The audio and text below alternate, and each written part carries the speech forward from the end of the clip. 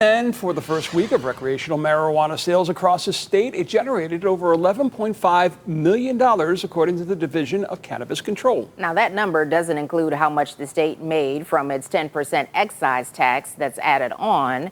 News 5's Bryn Caswell joins us live this morning. And Bryn, you're looking into how much the state is making and if lawmakers feel issue 2 was worth it. Good morning. So of the $11.5 million that were generated, the state profited $1.05 million in tax revenue. Again, this is from the first 5 days of recreational marijuana sales, which began August 6th. Legislators I've been speaking to tell me if consumers keep these numbers up, it should reflect directly in area communities. Recreational weed sales are live, and the first dispensaries allowed to sell are raking in the bucks. In the first 5 days of sales, the Ohio Division of Cannabis Control reported over $11.5 million worth of marijuana products sold. Overall, Ohio dispensaries sold more than 1,200 pounds of marijuana flower and upwards of 170,000 units of other products like vapes and edibles. Ohio Democratic State Representative Casey Weinstein says the numbers reflect exactly what Ohioans have wanted for years. We knew that there was going to be a great market here.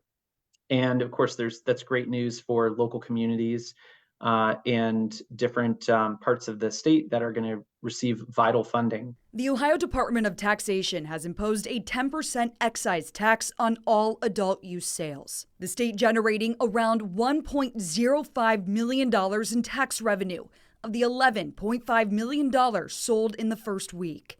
The state says those funds will be directly reinvested into communities for job initiatives and substance abuse and addiction services, amongst other things. The nice thing about that is it's targeted, and the funds, a significant percentage of the funds will go back into the communities that are hosting the dispensaries. So when you're able to target those funds, that's really a significant benefit. If sales stay on track for the year, the state could receive around $75 million in tax revenue. Beyond the $75 million projected excise tax, you have sales tax revenues, you have jobs that are being created, you have small businesses that are being created, and a new market with products that people are really demanding.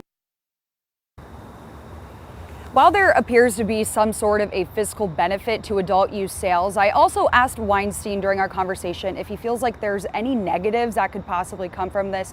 He added that obviously public safety remains a concern, including weed products possibly falling into the hands of children. It's important to note right now that medical marijuana sales are also continuing. Medical marijuana card holders are exempt from that 10% tax.